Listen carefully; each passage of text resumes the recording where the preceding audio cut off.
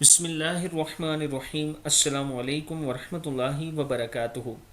عابد راجہ channel کی طرف سے آج میں اپنے دوستوں کو رسول اللہ صلی اللہ علیہ وآلہ وسلم کا ایک فرمان سناؤں گا۔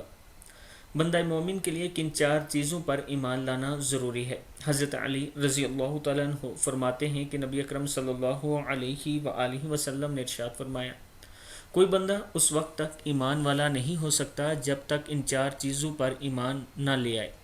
نمبر ایک، اللہ واحد لا شریک ہے، اللہ ایک ہے، اس کا کوئی شریک نہیں، اور محمد صلی اللہ علیہ وآلہ وسلم کو اللہ کا رسول اور نبی ماننا اور خاتم النبیین ماننا، یعنی ان کے بعد نہ کوئی رسول آئے گا اور نہ کوئی نبی آئے گا۔ موت کے بعد زندہ ہونا، یعنی مرنے کے بعد دوبارہ زندہ کیا جائے گا، اور تقدیر پر ایمان لانا۔ ابن ماجہ کی حدیث ہے یہ۔